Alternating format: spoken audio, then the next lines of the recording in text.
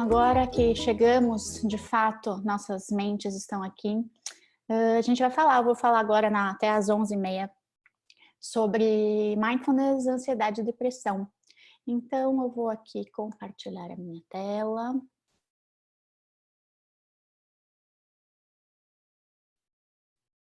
E muito bem, sejam bem-vindos. Quem não me conhece, eu sou a Karen Cicuto, sou professora e instrutora do Mente Aberta, sou mestre em ciências, especialista em neuropsicologia, psicóloga, e também coordeno a formação de MBCT na nossa parceria com a universidade, com o Centro de Mindfulness da Universidade de Oxford. Então, eu estudo um pouquinho depressão e ansiedade, e por isso que eu vou falar para vocês hoje. Então, vamos falar um pouquinho sobre depressão.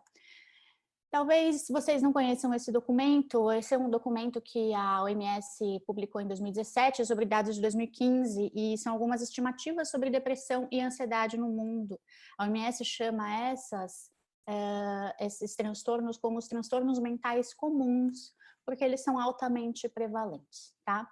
É muito importante a gente lembrar desde já, nem todo mundo aqui é da área da saúde, principalmente da saúde mental. A depressão e a ansiedade são condições que são diagnosticáveis, tá? Elas são diferentes dos sentimentos que a gente sente na vida, de tristeza, de ansiedade, etc, tá? Então, é muito importante que a gente saiba disso desde já. A ansiedade, o transtorno de ansiedade é diferente dessa ansiedade que a gente vive no dia a dia, e também da ansiedade natural, né, saudável que a gente vive. A depressão é o maior transtorno incapacitante, segundo a Organização Mundial de Saúde, e também a ansiedade é o 6º maior transtorno incapacitante, certo? Então, a estimativa é que mais de 300 milhões de pessoas vivam com depressão, estejam com depressão ao redor do mundo, certo? Isso significa 4,4% da população mundial.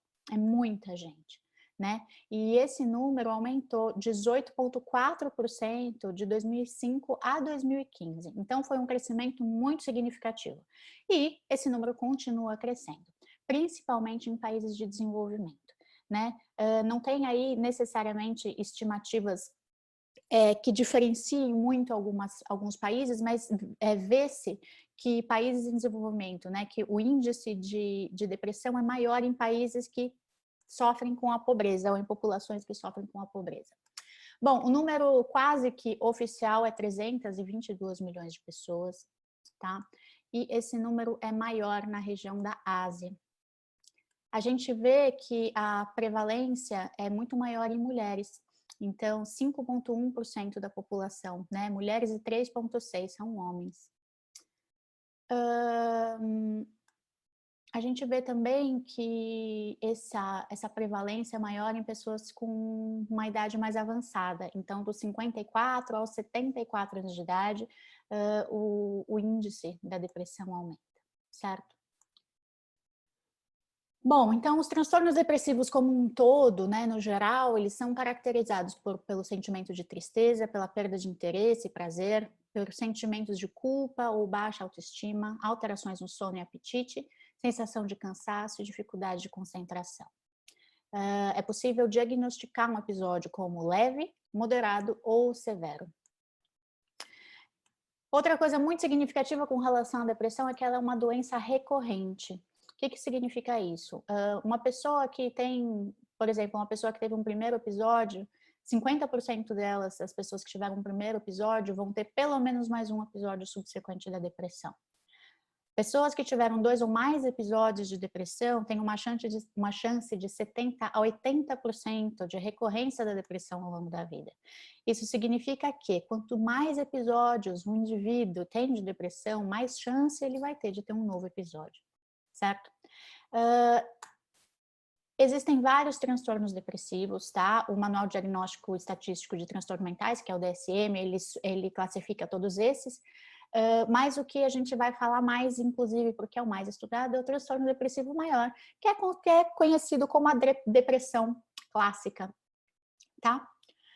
Então, os sintomas da depressão, do transtorno maior, depressivo maior, é um humor deprimido na maior parte do dia, quase todos os dias, a diminuição acentuada do interesse ou prazer por quase todas as atividades, na maior parte do dia, quase todos os dias, alteração significativa de peso, insônia ou hipersonia quase todos os dias, ou uma diminuição ou agitação psicomotora, uma fadiga ou perda de energia, sentimentos de culpa excessiva ou inapropriada, ou até mesmo sentimentos de inutilidade, uma menor capacidade de concentração ou tomada de decisão, pensamentos recorrentes de morte, ideação suicida, ou até mesmo um plano específico para a tentativa de suicídio.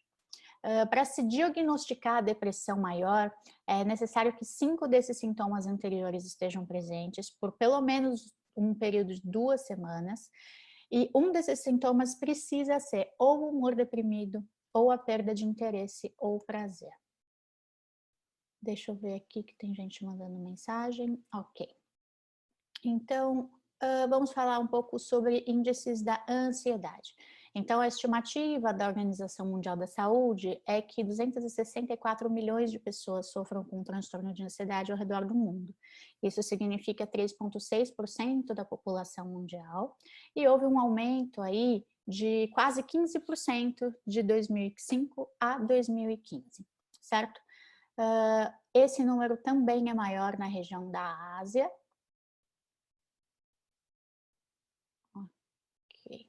Esse número também é maior na região da Ásia. E a prevalência em mulheres é muito maior na região das Américas, 7,7% em mulheres e 3,6% em homens, certo? Esses números não diferem muito com relação à faixa etária, a não ser na maioridade, na faixa etária dos idosos com mais de 80 anos, onde esse índice é considerado menor, certo? Então, os transtornos de ansiedade também se referem a um conjunto de vários transtornos, tá? Como o transtorno de ansiedade generalizada, o transtorno do pânico, transtorno de ansiedade social, agorafobia, transtorno de estresse pós-traumático ou o TOC, transtorno obsessivo compulsivo. Eles diferem entre si, tá? A gente não vai dar aí os critérios diagnósticos de cada um deles, mas no geral eles se diferem nos tipos de objetos ou situações que induzem esse sentimento de medo, ansiedade ou o comportamento de esquiva, tá? Então eles se caracterizam no geral mesmo por isso, por ansiedade excessiva, perturbações comportamentais e o sentimento de medo. Alguns dos sintomas são esses, por exemplo, ansiedade e preocupação excessiva, que estão associados aí ao transtorno de ansiedade generalizada, dificuldade em controlar a preocupação, inquietação, cansaço, dificuldade de concentração ou esquecimento, irritabilidade, tensão muscular, também alteração no sono, e existem aqui, eu estou ouvindo alguém falando, qualquer coisa, se for comigo, o Marcelo me interrompe, tá, Marcelo? Eu vou pedir isso para você, porque como eu tô com a tela aqui, se alguém for falar comigo... Ok, tranquilo, tô controlando aqui. Obrigada. Filho, sal na pera. Aí vai ficar e também os ataques de pânico, né? As crises de pânico que são conhecidas aí, que não são exclusivas ao transtorno de pânico, mas também são muito conhecidas por causa dele, certo? Então, com relação aos índices aqui no Brasil, mais de 11 milhões de pessoas sofrem com depressão e 18 com transtornos de ansiedade, né? Esse é um número bem significativo. A estimativa é que 5,8% da população brasileira sofre de depressão.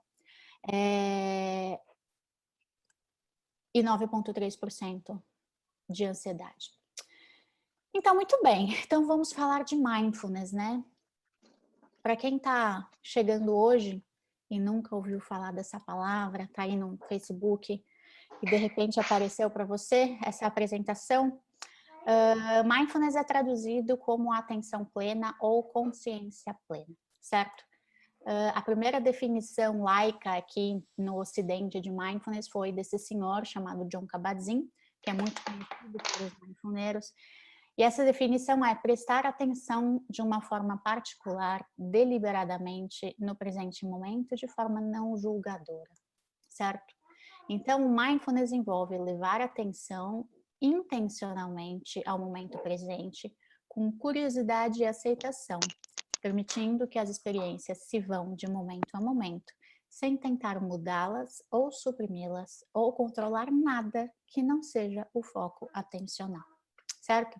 Então, a Ruth Baer, uma das maiores pesquisadoras do tema no mundo, ela define mindfulness dividindo o mindfulness falando que o mindfulness é um o que e um como, né? Então, o que é mindfulness? É observar, notar, né? Ou prestar atenção, ter consciência. E o como é o sem julgamento, com abertura, aceitação, gentileza e curiosidade. Então, ela deixa bem claro que mindfulness não é só prestar atenção. A gente presta atenção vendo televisão, né? E não é só prestar atenção na nossa experiência interna.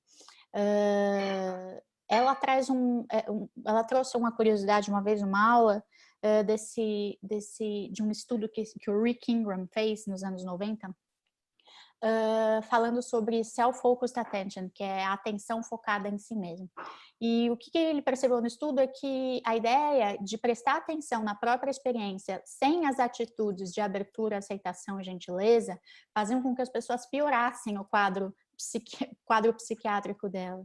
Então, o quanto prestar atenção com essas atitudes, de fato, é algo essencial para a transformação e a melhora de sintomas. Deixa eu ver aqui se é comigo. Não, muito bem. Bom, muito bem. Então, qual é a ideia, né? A ideia é que esse estado de atenção plena, né, de consciência de nós mesmos, pode introduzir um espaço entre a percepção e a resposta, entre o estímulo e a resposta, para assim a gente ter possibilidade de uma escolha mais consciente no agir, certo? Então, isso é essencial para alguns dos efeitos que a gente vai ver daqui a pouquinho. Muito bem, então a gente vai falar agora um pouquinho sobre dois programas principais, que são os programas que foram mais estudados com relação à ansiedade e depressão, que é o MBSR e o MBCT. Bom, alguns de vocês já devem conhecer esse senhor aí sentadinho meditando, eu acabei de falar dele, ele é o Jon Kabat-Zinn, e ele desenvolveu o Mindfulness-Based Stress Reduction. Pega com o palito. Eu vou pedir para as pessoas desligarem o microfone, porque a gente escuta aqui e pode atrapalhar um pouquinho. Não, eu tenho que continuar falando aqui. Pronto. Muito bem, então, o programa do MBSR foi desenvolvido pelo Jon Kabat-Zinn ali no início dos anos 80. É um programa estruturado com 8 semanas, das sessões têm de 2 a 2 horas e meia, e ele foi desenvolvido para pacientes que tinham problemas crônicos, no geral dor crônica, tá?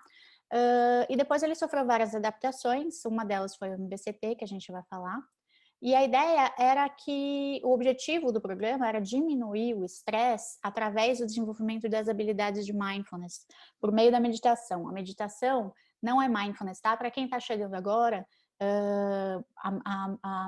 o mindfulness é um estado mental, né, que a gente estava falando agora de atenção plena ao momento presente com algumas atitudes específicas. E a meditação é uma das formas da gente desenvolver esse estado mental, da gente praticá-lo, certo? Então a meditação foi uma das ferramentas principais que o Kabat-Zinn usou no programa de MBSR para desenvolvimento dessas habilidades. E também, além de tudo, além das aulas semanais, também haviam as práticas diárias, de 45 minutos de prática por dia, certo? Então, a ideia era entrar em contato a partir dessa nova forma de estar presente com as sensações corporais, os sentimentos e os pensamentos. E também desse programa surgiu o programa do MBCT, que é o Mindfulness Based Cognitive Therapy, ou terapia cognitiva baseada em mindfulness, que foi desenvolvido pelo Mark Williams, o John Tisdale e o Zindel Segal. Ele foi baseado no MBSR, certo?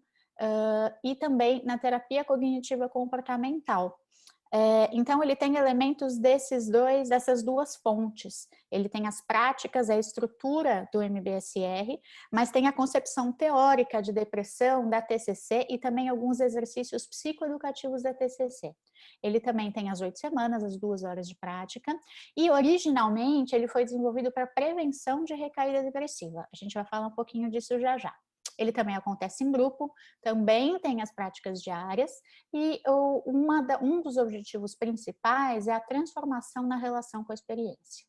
Deixa eu ver se a mensagem é para mim. Ok, não é. Vez ou outra eu vou checar. Marcelo, se tiver alguma mensagem para mim, eu vou pedir para você falar, tá? Para não ter que ficar, para não ficar abrindo a conversa, porque eu não consigo enxergar. Claro. Muito obrigada, boss. Então tá bom. Então vamos falar aí de mindfulness e prevenção de recaída depressiva. Tomar meu café aqui. Bom, é o seguinte, vocês devem ter escutado bastante falar que mindfulness é bom para depressão e ansiedade, né? Mindfulness é bom para muita coisa. Mas esse é bom aí vem de muitos estudos que aconteceram antes, né? Para alguns jornalistas aí resumirem para o mindfulness é bom. E mindfulness não é bom para tudo também. Mas hoje a gente vai falar de fato de alguns estudos que mostram alguns efeitos positivos do mindfulness aí na depressão, especificamente do MBCT. Então, lembrando aqui, o MBCT ele foi desenvolvido para esse objetivo de prevenção de recaída depressiva, tá? Lá atrás eles viram que a prevalência da depressão era muito alta por causa daquilo que eu falei agora há pouco, a recorrência é muito alta. Então, tinham algumas intervenções efetivas, eficazes, para tirar uma pessoa de um primeiro episódio depressivo ou de episódios depressivos. Mas o que acontecia? A pessoa recaía. Então, ela saía de um episódio depressivo, mas depois vinha outro. Então, os autores do MBCT, o Zindel, o Siegel e o Tisdale, viram a necessidade de desenvolver um programa para prevenção de recaída, ou seja, uma vez que a pessoa sai de um episódio depressivo, para que ela não entre em um novo episódio depressivo. E eles encontraram no Mindfulness uma ferramenta muito útil para prevenção de recaída no sentido de uma ferramenta útil no desenvolvimento das habilidades que estão associadas à prevenção de recaída, certo? A gente vai falar um pouco sobre isso. Então, lá em 2000, eles fizeram um primeiro ensaio clínico, um primeiro ensaio controlado randomizado, e eles foram feitos em 3 centros, tá? 2 na Inglaterra e 1 no Canadá. E eles tinham a intenção de avaliar se o MBCT prevenia recaídas em pacientes que tinham aí o risco de recaída depressiva. Então, para isso, eles investigaram, eles incluíram apenas pessoas que estavam aí dentro do critério para depressão recorrente. Por isso, eles tinham que ter 2 ou mais episódios depressivos, tá? 77% deles, dos participantes dessa pesquisa, tiveram 3 ou mais episódios. Eles tinham que estar em remissão de sintomas, tá? Ou seja, eles tinham que estar entre os episódios e eles foram randomizados, ou seja, eles passaram por um sorteio e parte deles foram fazer o MBCT e parte deles continuaram o tratamento usual como continuaria. O resultado foi que o MBCT preveniu recaída pela metade em pacientes que tiveram 3 ou mais episódios de depressão, certo? E aí eles perceberam que, nossa, que resultado interessante, vamos fazer mais um estudo. Então, eles resolveram fazer uma replicação, certo? Então, com um número de participantes de 75, eles replicaram o mesmo estudo da mesma forma e perceberam que as pessoas que fizeram o tratamento usual tiveram 78% de recaída e quem fez o MBCT apenas 36%. Também na mesma população, ou seja, as pessoas que tinham 3 ou mais episódios que obtiveram esse resultado, ok? Ok, e aí falaram, uau, que interessante, então será que o MBCT ele é tão eficaz quanto o uso de antidepressivos? Então, o William Kuyken, que é da Universidade de Oxford, professor lá da psiquiatria e também do Centro de Mindfulness de Oxford, em 2018 fez esse primeiro ensaio avaliando aí, comparando os efeitos do MBCT com os antidepressivos. Então, eles pegaram 123 participantes, também que tinham aí diagnóstico para depressão recorrente, mas que também estavam em remissão de sintomas. Eles deviam estar tomando antidepressivo por pelo menos 6 meses, tá? Eles deviam, então, estar no tratamento psiquiátrico medicamentoso. Então, o que houve? Eles aleatorizaram, né? Eles randomizaram as pessoas em 2 grupos. Metade delas iam fazer o MBCT, iam fazer o curso de 8 semanas do MBCT, e depois de 6 meses elas iam parar o uso do medicamento. Enquanto que a outra metade ia continuar tomando medicamento ao longo de todo esse período. Eles fizeram um follow-up significativo aí. Follow-up é a avaliação depois da pesquisa, tá? Depois da intervenção. Eles acompanham as pessoas, né? Depois que eles terminam a intervenção, que foi, no caso, o MBCT, eles acompanham as pessoas durante um tempo, tá? Então, durante esse período, metade das pessoas parou de tomar o remédio, a outra metade continuou tomando o antidepressivo. O que eles perceberam, o que eles viram é que os resultados foram iguais para os dois grupos, eles não se diferenciaram. Então, isso aponta para algo bem significativo, que o MBCT talvez possa ser útil como alternativa ao tratamento antidepressivo, ao tratamento de manutenção antidepressiva.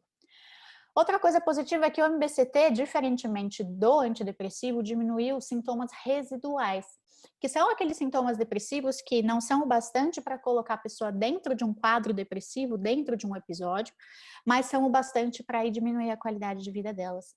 E, além de tudo, também diminuiu comorbidades psiquiátricas e melhorou a qualidade de vida.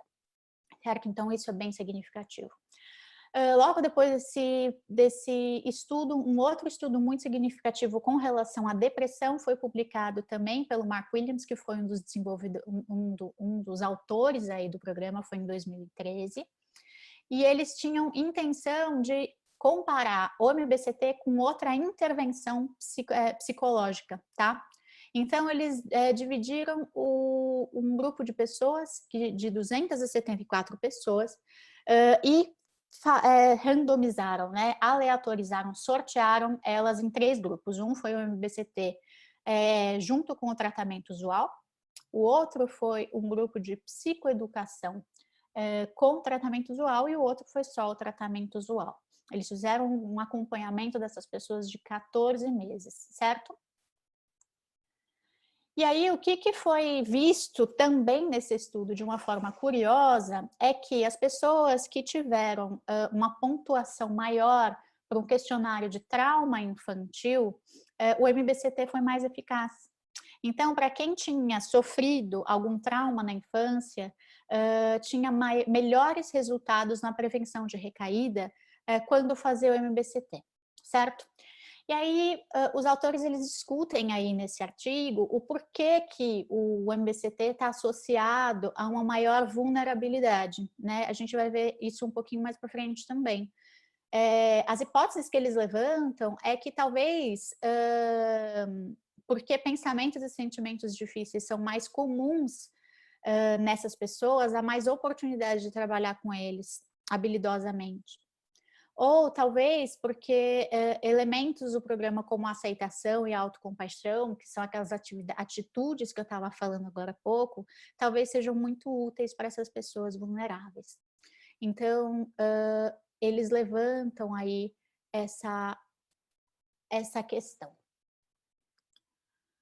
Muito bem, então, o Mark Williams junto com os colegas, tinha feito esse estudo aí em 2013, e o Kaiken e o pessoal de Oxford de outros centros pensaram, ok, a gente fez aquele primeiro ensaio, né, comparando com o medicamento, vamos ver se é isso mesmo?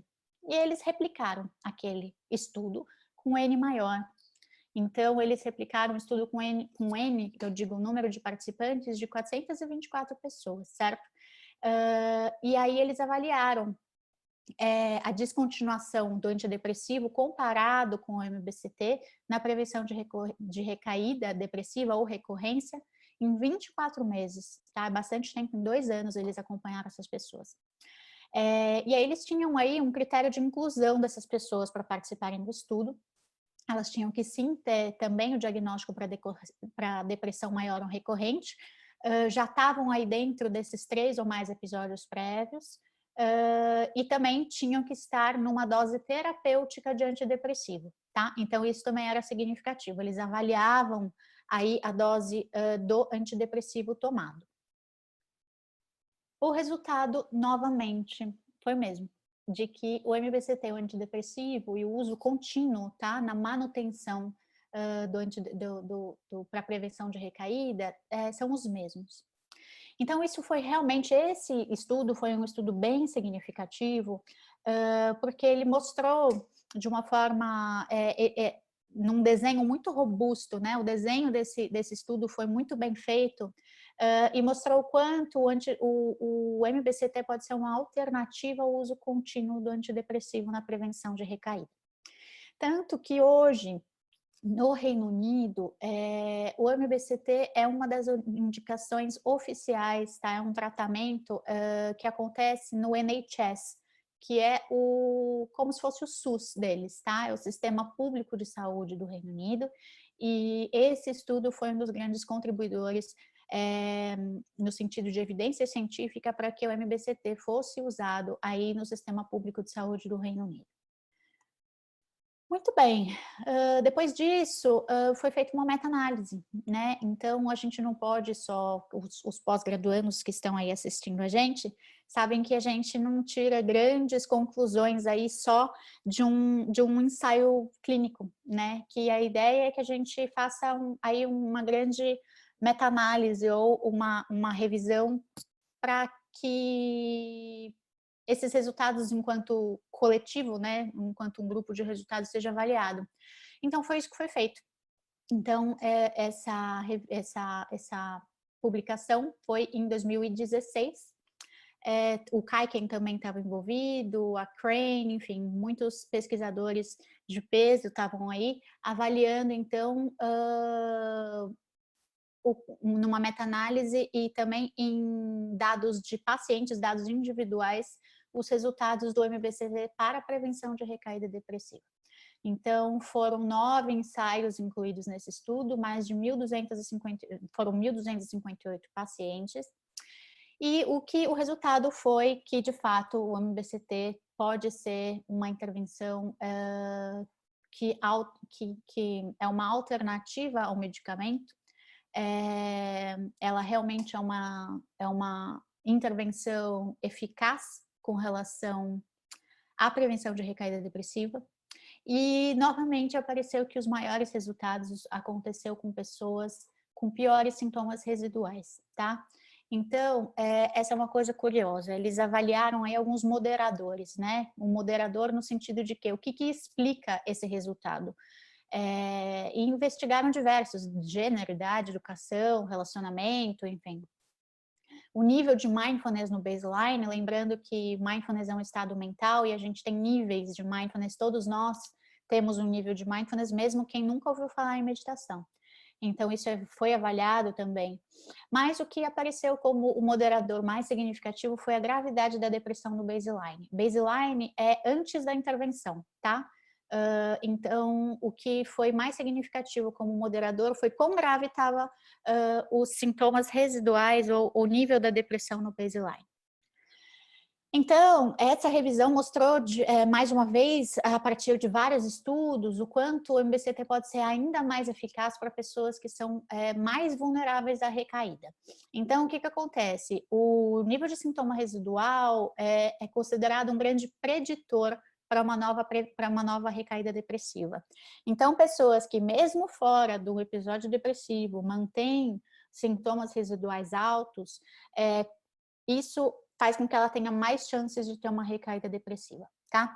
Então, os resultados do MBCT pareceram ser mais eficazes para quem tem esses maiores sintomas aí,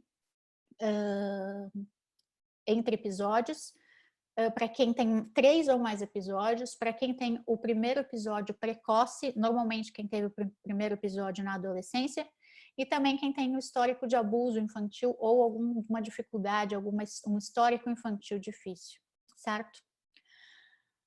Muito bem. E depois desse estudo também, deixa eu ver se tem alguma coisa aqui para mim, acho que não. O Marcelo está traduzindo algumas coisas que eu estou falando, boa, chefe.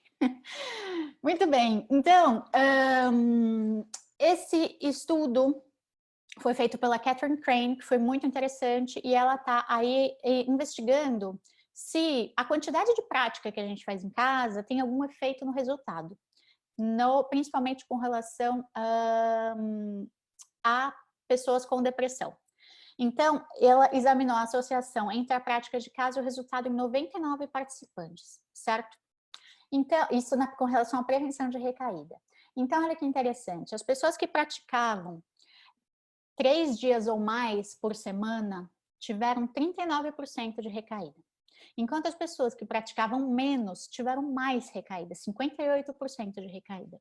Isso é bem significativo e eu acho que isso pode ser um grande motivador para nós, para a gente manter a nossa prática pessoal em casa diária, se possível, né? É uma coisa interessante. Mas eu falei até agora... Desculpe. Oi, por favor. Tem uma dúvida aqui que tem a ver com a continuidade, né? Tem algumas dúvidas que eu estou deixando para o final, mas algumas são legais para compreensão. Diga. Então, a Franciane perguntou o que são níveis de mindfulness, que você comentou que os níveis de mindfulness no baseline, mesmo que sejam baixos, a intervenção é eficaz. Acho que valeria a pena você comentar rapidamente a questão do dispositional mindfulness. Tá bom. Legal, pessoal. É o seguinte, então, vamos lembrar não, para quem nunca ouviu falar de mindfulness, mindfulness é um estado mental, certo? Que a gente pode desenvolver a partir do treino, né? Uma das formas de a gente treinar o nível de mindfulness é a partir da meditação.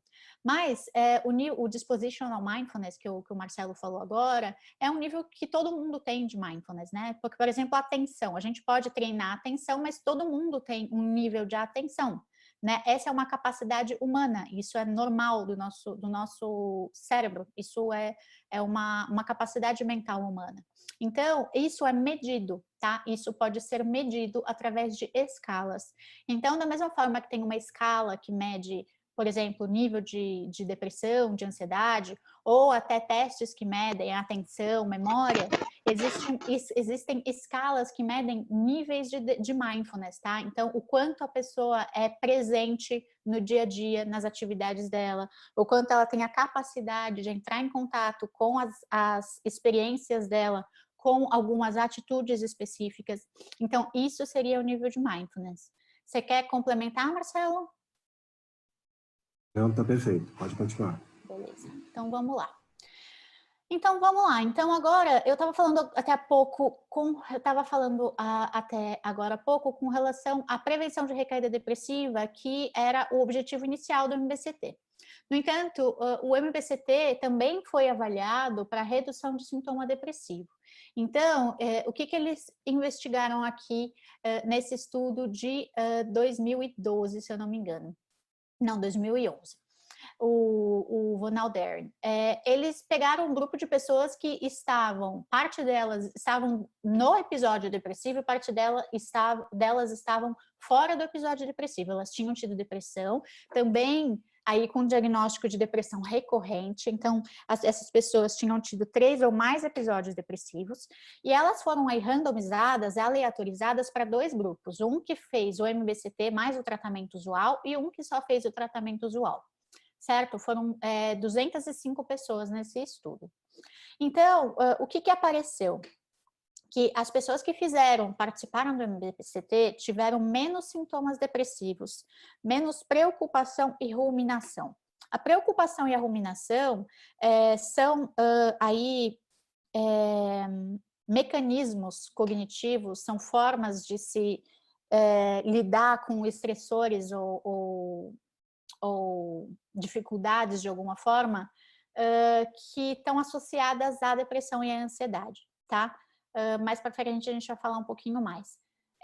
Então, o que houve nesse estudo? Todas as pessoas que fizeram MBCT, estando elas no grupo de pessoas que estavam dentro do episódio ou fora dele, tiveram aí diminuição de sintomas da depressão, diminuição de preocupação e ruminação e maior nível de mindfulness comparado às pessoas que não fizeram MBCT, certo? Isso é uma coisa bem significativa, porque a ideia, então, é que o MBCT ele também pode ser eficaz para pacientes que estão estão no episódio depressivo e não só para a prevenção dele, certo? Aqui eles continuaram continuaram no follow-up desse estudo, então as pessoas que não tinham feito o MBCT passaram pelo MBCT depois de 3 meses, certo? E aí eles reavaliaram depois de 1 ano. O que eles perceberam foi que o nível de depressão e ruminação diminuíram e o nível de mindfulness e qualidade de vida aumentaram ao longo do tratamento. Além disso, o nível de sintoma depressivo, mindfulness e qualidade de vida, eles se mantiveram estáveis ao longo de um período de 1 ano, enquanto a ruminação diminuiu mais. Isso é bem significativo também. Então, nesse estudo, novamente, eles reforçaram que esses resultados não foram diferentes entre as pessoas que estavam no episódio depressivo ou as que não estavam no episódio depressivo. Então, sugerindo que as pessoas que não que estão no episódio depressivo não precisam ser excluídas do grupo do MBCT. Isso talvez seja útil aí para você que tem alguns instrutores de MBCT que fizeram formação com a gente aí assistindo. Então, essa é uma pergunta que aparece com frequência na supervisão. Então, esse estudo aí pode nos orientar nesse sentido. E, além disso, recentemente saiu um outro estudo que avalia o MBCT no mundo real. Então, eles avaliaram aí em 5 serviços de saúde no Reino Unido como o MBCT estava sendo aplicado, quais eram os resultados que estavam aparecendo. E aí eles viram que 47% da amostra, né, das pessoas que chegavam aí no serviço de saúde estavam sendo consideradas em remissão de sintomas, ou seja, elas não estavam no critério para episódio depressivo. E depois do MBCT, 96% desses se mantiveram nesse grupo e tiveram também diminuição dos sintomas residuais. A outra parte foi que 53% dessa amostra, dessas 1.500, mais de 1.500 pessoas, elas estavam dentro do episódio depressivo. E 45% desses saíram do critério diagnóstico para o episódio depressivo, certo? E além de também terem diminuição no nível de sintomas. E outra coisa significativa é que para ambos os grupos o índice dos efeitos adversos foi igual de outras intervenções psicoterapêuticas, mostrando que é uma intervenção segura, certo? Efeitos adversos, não sei se alguém, vou só falar brevemente, efeitos adversos são os efeitos inesperados, tá? De uma intervenção. Todas as intervenções em saúde, de algum jeito, têm algum efeito adverso esperado.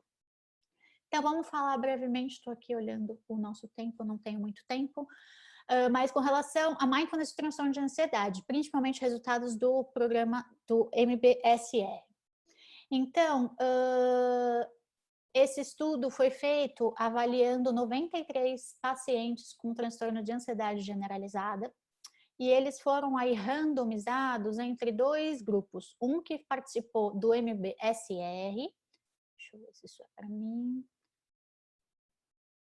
um participando do MBSR e um que fez um curso de educação do manejo de estresse, tá? Os 2 aí pelo mesmo período.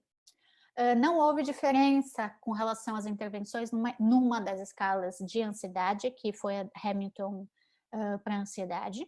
No entanto, para outras 2 escalas, houve sim redução de ansiedade para as pessoas que participaram do programa do MBSR. Principalmente com relação a uma ansiedade numa atividade, num teste para estresse social. Então, esse é um dos estudos mostrando aí a possibilidade do MBSR ser usado para transtorno de ansiedade generalizada. Esse outro estudo pegou ex-militares, os veteranos, como eles dizem lá nos Estados Unidos, que tinham diversos transtornos de ansiedade, tá? Então, não era só um transtorno de ansiedade, eles tinham alguns transtornos de ansiedade. E eles investigaram os efeitos do MBSR adaptado, eles fizeram uma pequena adaptação, mudaram aí um pouco o protocolo para 10 semanas, colocaram ele em 10 semanas, e compararam com um grupo de TCC, ou seja, da terapia cognitiva comportamental, que já é aí uma intervenção bastante robusta e com evidências científicas fortíssimas, né? Por isso que é muito usada. E os resultados foram que ambos os grupos mostraram melhoras. A terapia cognitiva comportamental mostrou melhores efeitos com relação a alguns sintomas de ansiedade no follow-up desse estudo, tá? Principalmente em sintomas de ansiedade com relação a uma agitação mental. Enquanto que o MBSR ele teve melhores resultados do que a terapia cognitiva comportamental na diminuição da preocupação e na redução de comorbidades emocionais. Uma das coisas que eles chamam a atenção aí para esse estudo é que as pessoas que fizeram o MBSR, o grupo, por algum motivo, tinham piores sintomas, tá? e também maior preocupação na medida pré. Então, alguns desses resultados têm que ser interpretados aí com alguma cautela. Opa! Esse estudo não é um estudo do MBSR, mas foi um estudo que avaliou o MBCT para um outro transtorno de ansiedade, que é a hipocondria, que em inglês é Health Anxiety, que é a ansiedade aí com relação à saúde. E uma das coisas curiosas é que logo depois da intervenção, a gente está vendo aqui nos gráficos, 53% das pessoas que fizeram MBCT se classificavam fora do diagnóstico para hipocondria, 47% dentro. E as pessoas que fizeram tratamento usual, 78% delas estavam dentro do critério também para a hipocondria. E aí, depois de um ano de follow-up, o que aconteceu é que 72% das pessoas que fizeram MBCT não estavam mais dentro do quadro, dentro do diagnóstico, enquanto que as pessoas que não fizeram MBCT se mantiveram praticamente iguais dentro do diagnóstico, né, para essa ansiedade associada à saúde. Então, isso também é bem significativo.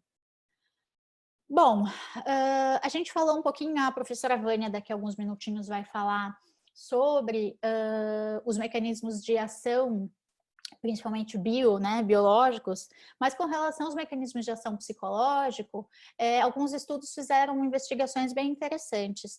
Por exemplo, esse estudo da Rod também, eles avaliaram mecanismos de ação com relação ao mindfulness e ao transtorno de ansiedade generalizada.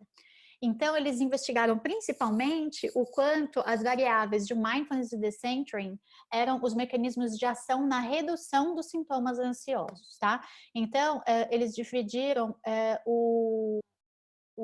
as pessoas entre o MBSR e também uma aula de controle atencional, que não incluía aí práticas de mindfulness, tá? E os resultados foram que tanto o mindfulness quanto o decentering mediavam os efeitos dos sintomas de ansiedade. No entanto, que o decentering, o aumento do decentering era mais significativo com relação à diminuição de sintomas do que o mindfulness, e que o MBSR não teve um efeito direto na diminuição de sintomas ansiosos, mas na verdade o decentering foi o mediador principal. Eu vou falar o que é decentering rapidinho daqui a pouco. Mas basicamente o decentering é o descentramento em português, que significa a desidentificação com a experiência, ou seja, eu olho meu pensamento, enquanto um evento mental, e não me identifico com ele no sentido de eu sou o meu pensamento, certo? Então, a sugestão aqui com relação ao mecanismo de ação é que o MBCR diminui a preocupação através do aumento do nível de mindfulness e isso diminuiria aí os sintomas de ansiedade, especialmente pelo aumento do nível de consciência e não reatividade. Aqui o decentering foi o principal mediador. Nesse outro estudo exploratório com relação ao funcionamento aí do mindfulness em sintomas de ansiedade e depressão,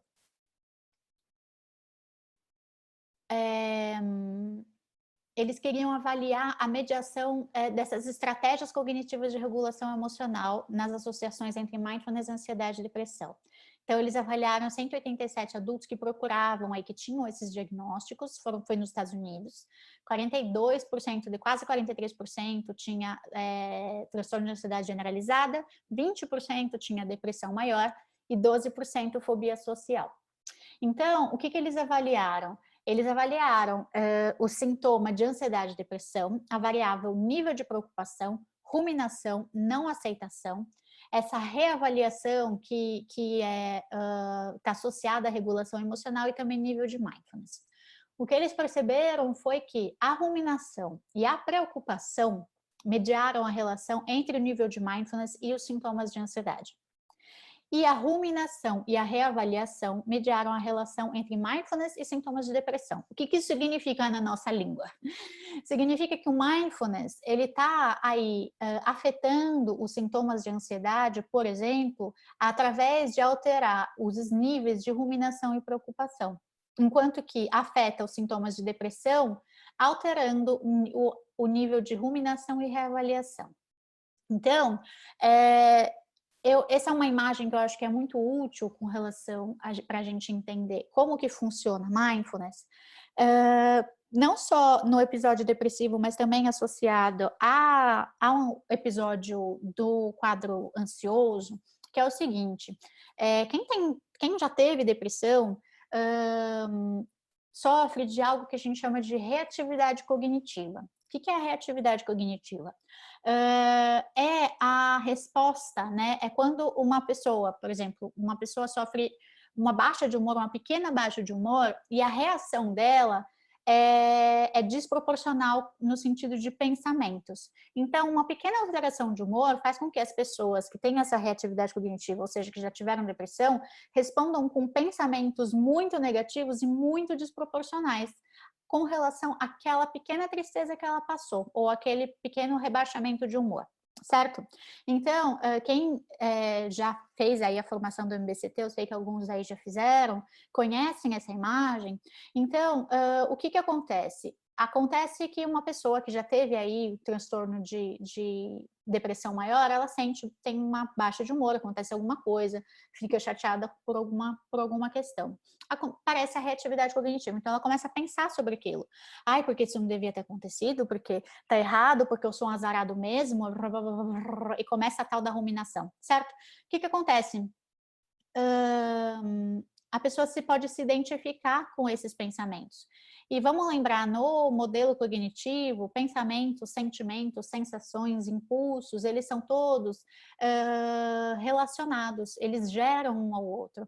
Então, um pensamento pode gerar um sentimento e um sentimento pode gerar um pensamento. Então, o que acontece? Se uma pessoa ela não leva consciência a esse processo acontecendo, se ela está naquele famoso piloto automático que a gente conhece muito bem, pode ser que uma coisa vá levando a outra de uma forma que ela chegue num episódio depressivo. A ideia é que mindfulness aqui, ele traria esse tal desse espaço de consciência que a gente falou lá no começo da aula.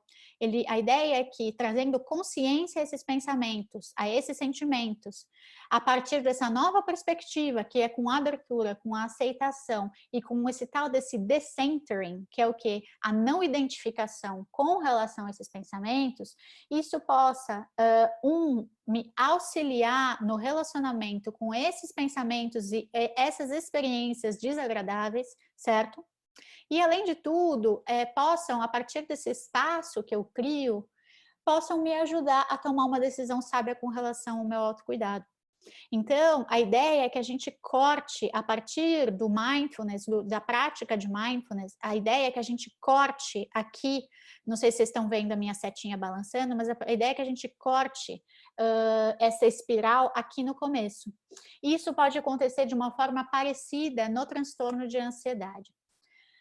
Deixa eu ver o meu tempo. Ok, então, para finalizar, tem esses 2 artigos de revisão, que são artigos bem úteis para quem quiser ler mais sobre o tema depois. Esse daqui foi feito pelo Creswell, e ele faz, na verdade, uma grande revisão de várias intervenções de mindfulness, não só das intervenções para ansiedade e depressão, ele também avalia aí intervenções de mindfulness para doenças físicas, etc. E ele divide aí entre resultados aí para prevenção de recaída e também para sintomas de ansiedade e depressão. E ele mostra o quanto também, aí pela revisão dele, o quanto mindfulness realmente é uma intervenção bastante útil, não só na prevenção de sintomas, mas também durante um episódio dos sintomas, né? Isso é realmente bem significativo. E também a outra revisão em que eu me baseei, que eu acho que é uma leitura útil, é essa outra revisão do Hoffman, que também fala, mas essa revisão fala especialmente sobre ansiedade e depressão, sobre as intervenções de mindfulness, e ela, enfim, mostra aí alguns dos artigos que a gente viu agora, e também aponta de uma forma bem interessante e significativa aí o quanto mindfulness pode ser uma intervenção bem útil para essas 2 psicopatologias. Lembrando, gente, que mindfulness não é milagre, tá? Lembrando que aqui, em todos esses estudos, não foram incluídos ninguém em estado grave da patologia. É muito importante a gente lembrar que o mindfulness, né? Então, resumindo, a gente tem efeitos, a gente tem resultados, evidências científicas bem significativas com relação ao efeito do mindfulness, não só na prevenção da recaída depressiva, que isso já está muito bem estabelecido, mas mais recentemente para a diminuição de sintomas depressivos e também para tratamento complementar para transtornos de ansiedade. Certo? Então, a gente viu nos estudos que o MBCT foi muito mais aplicado, até por causa do seu desenvolvimento, do seu objetivo inicial, mas ele foi muito mais usado para depressão, enquanto o MBSR foi muito mais estudado para transtornos de ansiedade. Isso é muito curioso também. Mas, tudo isso para falar, sim, a gente tem efeitos muito positivos, tanto que as intervenções já são usadas aí, consideradas como alternativas aí, por exemplo, no sistema de saúde pública britânico. No entanto, é importante a gente lembrar, a gente saber também que aqui não apareceram nenhum estudos, mas só para dar um adendo, que o mindfulness ele não é usado, não deve ser usado para qualquer transtorno psiquiátrico, tá? E também não deve ser usado nem para esses em que as evidências são muito positivas, eles não devem ser usados para quadros graves, tá? Então, uma pessoa, por exemplo, que está com ideação suicida, que está no estado depressivo grave, ela não é considerada, ela não é indicado para ela a prática de mindfulness, tá? O ideal seria que ela participasse de uma outra intervenção, outro tratamento talvez medicamentoso, antes que ela passasse pela intervenção de mindfulness. Deixa eu ver, eu acho que é isso. Então, muito obrigada. Se alguém quiser me mandar um e-mail depois, caso não dê para tirar dúvidas agora. Desculpa, professora, passei 2 minutos do seu tempo. Mas é isso. Estou vendo vocês de novo. Deixa eu ver. Karen, obrigado. Eu que agradeço. Então, a gente vai deixar, eu combinei com a professora Vânia, a gente vai deixar as perguntas ao final. Tá bom. Mas eu já vou deixar aqui o nosso e-mail para as perguntas que não forem respondidas. Eu deixei aqui no chat os nossos contatos, o contato geral do Mente Aberta e o contato específico do nosso grupo de MBCT, que é coordenado pela Karen. Sim. Então, vocês vão poder mandar as perguntas, mas ao final eu pedi combinei com a professora Vânia que a gente vai deixar um espaço para as perguntas, tanto em relação ao que a Karen apresentou, quanto em relação ao que a professora Vânia vai apresentar. E também aqui no chat, vocês podem ir se comunicando com a Karen. Tem uma opção de mandarem perguntas específicas para ela, né? Só clicar no nome dela e as perguntas vão indo para ela, ela pode ir respondendo, né, Karen? Ou vendo as perguntas que foram aparecendo aqui, você pode ir deixando aqui. Exatamente, dá para vir aqui na minha carinha também, apertar os 3 pontinhos e colocar bate-papo, que aí vai direto para mim. Isso. Mas acho que é legal você ir respondendo no aberto mesmo. Não, então me manda no aberto. Não, legal. Isso, me manda no aberto. Eu entendi que era no particular. Eu até tinha falado, mas pensando, acho que é legal você responder no aberto. Sim. E aí, ao final, as perguntas que sobrarem, a gente responde. Lembrando, né, que a gente está dando, nos seminários, a gente dá um foco muito em cima da pesquisa, da ciência. Eu vi que tem algumas perguntas relacionadas ao protocolo, à formação. Eu peço para vocês direcionarem essas perguntas para os e-mails. A gente vai se focar aqui nas perguntas em relação aos aspectos científicos dos desenhos de pesquisa que foram apresentados pela Karen, para a gente manter o que foi acordado para os seminários. A gente vai focar mais nas perguntas relacionadas às pesquisas. Mas vocês podem fazer as perguntas ou mandando para a gente pelos e-mails que eu deixei aí, ou diretamente aqui a Karen vai respondendo. Então, eu queria agora convidar a professora Vânia para apresentar a sua aula. Cadê a Vânia? Bom dia a todos. Deixa eu ver aqui Bom dia. A minha tela para a gente poder...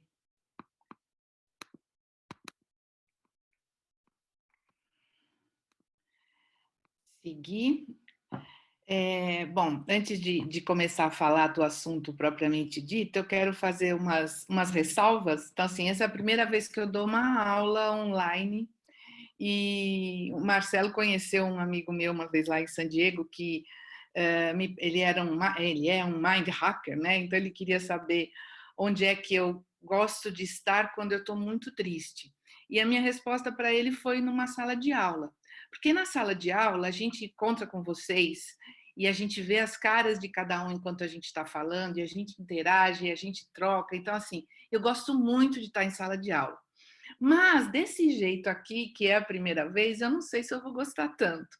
Então, eu já deixo aqui o meu e-mail, né, como uma possibilidade de contato, porque se aí algum de vocês quiser conversar em um outro momento, hoje com certeza existem outras atividades aí programadas para cada um, então a gente pode ficar com esse canal aberto e aí eu vou sentir um pouco as presenças, né, que eu não estou conseguindo sentir da mesma forma aqui.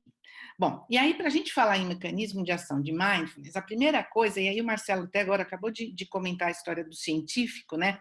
A gente está vivendo um momento muito particular em que todo mundo já sabe que o vírus tem um RNA que copia e faz PCR, e por mais que a gente não seja da área, esses termos estão o dia inteiro na nossa cabeça, né? Então, eu acho que tem uma coisa que a gente vai poder fazer um pouco aqui, que é aproveitar essa espécie de senso comum que está surgindo frente a essa pandemia, para a gente entender um pouquinho o que está lá acontecendo dentro de cada uma das nossas células.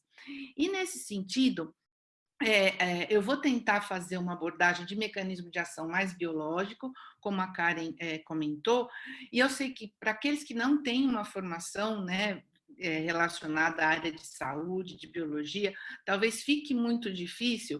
Então, vamos tentar fazer isso de uma forma mais leve. Eu vou ver se eu consigo não me aprofundar muito em termos técnicos, que a gente consiga acompanhar a ideia que eu quero passar para vocês. Então, quando a gente fala de mecanismo de ação de mindfulness, o que acontece é que se eu for pensar em pesquisa, eu tenho que ir em alguma fonte dessas de pesquisa, como é, por exemplo, o PubMed, que é um site que a gente vai lá e põe o assunto que a gente se interessa e vai aparecer um monte de artigos, e eles têm milhões de artigos. Então, se eu faço isso escrevendo mecanismo de ação de mindfulness, eu encontro vários artigos. E aqui eu estou colocando só alguns exemplos para vocês, só para vocês terem uma ideia das coisas que vão aparecendo. Mas o que acontece é que a maioria das vezes que eu faço uma pesquisa desse tipo, ainda aparece muito os mecanismos psicológicos. Um pouco do que a Karen mostrou para vocês é o que aparece mais facilmente. E a parte biológica ainda está um pouco, vamos dizer assim, engatinhando. Né? Então, por conta disso, eu procurei alguns artigos que falam mais desses mecanismos, mas eu vou mostrar para vocês, fazer um paralelo aqui. Então, eu posso pegar qualquer um deles, está aqui um exemplo para vocês. Então, está perguntando como é que ela funciona, né? Como é que acontece, qual que é o mecanismo que eles trazem. E aí, no artigo, o que vai aparecer é exatamente, né, controle de atenção, consciência corporal, regulação da emoção, essas coisas que a Karen veio comentando. No entanto, nesse artigo, ele faz uma tabela em que ele mostra ao lado de cada um desses mecanismos mentais, psicológicos, vamos dizer assim, quais são as áreas cerebrais que estão associadas. Então, o que ele está mostrando para a gente é que, se eu tenho uma regulação da atenção, eu tenho, de alguma forma, uma parte do cérebro envolvida com esse mecanismo. Então, esse artigo traz, né, mostrando estudos diferentes, né, mas mostrando áreas que vão sendo responsáveis por essas alterações. Então, assim, seria uma base biológica, uma base anatômica, cerebral para esses mecanismos propostos. E aí, nesse outro estudo, que é um estudo também com veteranos, a Karen mostrou um, né? O que eles estão trazendo é realmente quais são esses mecanismos potenciais. E aí é importante também ressaltar para vocês que, às vezes, esses trabalhos em que aparece como um resultado de uma pesquisa sobre mindfulness, às vezes eles trazem outras técnicas. Então, tem muitos estudos que usam meditação, yoga, outras práticas complementares, mas que também tem um substrato biológico que pode ser o mesmo, e por isso eles acabam entrando nesses estudos. E aqui nesse, o que eu achei importante quando eu estava lendo, é que ele mostra uma série de respostas, né, como não reatividade, aceitação sem julgamento, que a gente já falou agora nesse horário anterior, mas ele traz pela primeira vez o sono. Né? Então, é um artigo que mostra um componente fisiológico que ocorre com todos nós, né? Mesmo em estados de doença, a gente tem períodos de sono, mais ou menos, insônia, coisas associadas, mas o sono é algo com o qual a gente não pode abrir mão, né? Na vida acontece com esse componente, e ele traz, então, um papel de melhora da qualidade do sono nas diferentes atividades propostas pelas práticas de mindfulness. Então, mostrando para a gente aqui uma resposta funcional, mais do que uma modificação de comportamento, né? Uma melhora de um aspecto que faz parte fisiológico, né? Um aspecto fisiológico da nossa vida. E aí, nesse outro estudo, eles fazem uma revisão que vai mais fundo. Ele vai entrar, aqui vocês vão ver, né? Genômica funcional. Então, ele vai mostrar como é que as nossas células, como é que os nossos genes estão respondendo a aqui ele está chamando de terapia corpo-mente, né? Então, entra mindfulness, mas entra meditação, entra yoga, enfim, uma série dessas outras terapias. E aí, esse é um trabalho de revisão que tem muitos artigos citados, então, quem tiver interesse sobre isso e tiver tempo de olhar um artigo só, esse daqui eu acho que é uma boa proposta. E aí, nele, ele vai mostrar um pouco mais da biologia, o que está acontecendo por trás, o que acontece com o meu corpo do ponto de vista biológico quando eu faço uma prática dessas mente-corpo.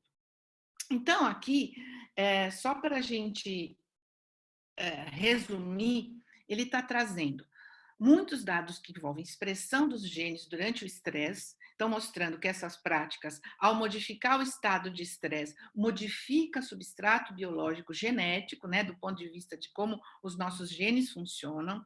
A genômica funcional se soma a isso, ou seja, é um jeito de você olhar o que está ligado e desligado à medida que o meu corpo medita ou pratica yoga, né? Então, como é que eu funciono do ponto de vista molecular, lá dentro do meu núcleo, da minha célula, quando eu estou fazendo um tipo de prática como essa. Ele traz também vários aspectos de correlatos neurológicos. Então, quando a gente fala que a atenção ativa uma área específica do cérebro, isso pode ser provado à medida que eu faço uma análise, uma ressonância magnética, por exemplo, e eu observo como é que esse cérebro vai estar modificando à medida que a pessoa está praticando. Então, com isso, a gente consegue ver como é que o cérebro está respondendo do ponto de vista de substrato neurológico mesmo, né, de mudanças anatômicas, funcionais do cérebro com as práticas. E ele mostra muito, então, essa modulação neurológica, mas também imunológica.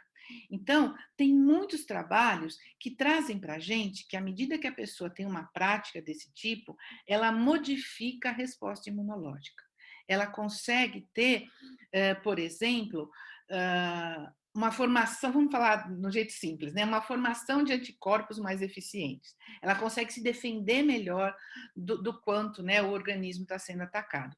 E isso, tanto em situações, por exemplo, de uma infecção, né, que é o que a gente está pensando muito hoje em dia, mas também, por exemplo, no câncer. Né? Então, eu consigo ativar células que vão defender o meu organismo, que está se comportando de uma forma errada, vamos dizer assim, porque eu estou tendo proliferação de células que são células transformadas, células de câncer, né? E com isso eu consigo uma resposta que combate essas células e, portanto, eu posso diminuir o processo, tá? Então, basicamente, são essas as 4 áreas, vamos chamar assim, que ele discute nessa revisão.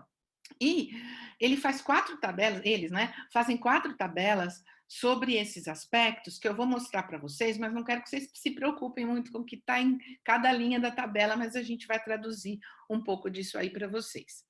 Então, só mostrando, né, uma forma geral que vem com esse artigo de como é que as coisas se relacionam, então ele está mostrando que os estímulos do sistema nervoso central, principalmente pensando no eixo HPA, né, que é hipotálamo, hipófise e glândula adrenal, ele vai estar produzindo principalmente hormônio, mas podem ser outras proteínas que vão para os órgãos periféricos, vão sinalizar, vão fazer com que a periferia reaja, às vezes produzindo outros hormônios, às vezes produzindo neurotransmissores. Esses, por sua vez, sinalizam o sistema imune, sinalizam o próprio cérebro. Então, o que a gente vê aqui é que essas estruturas, elas estão conectadas e elas, sempre que eu tenho um estímulo, aqui no caso ele está mostrando, né, como uma terapia, uma terapia que vai fazer uma ativação cerebral, vamos dizer assim, o quanto que a resposta pode chegar até o intestino, por exemplo.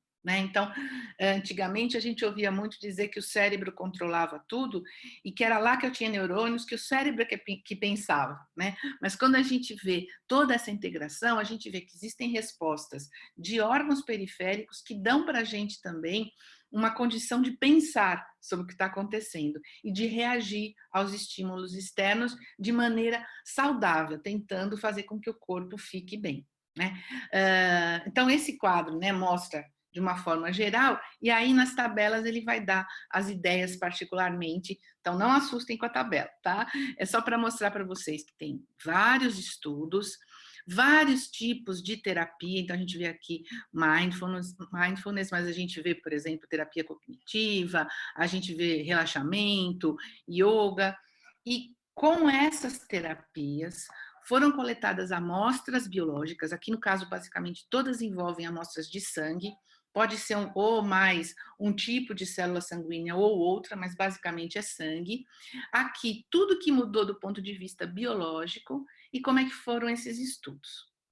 Então, eu vou chamar a atenção só para o último aqui, né? Um estudo controlado de seguimento por 5 anos. O que isso mostra para a gente?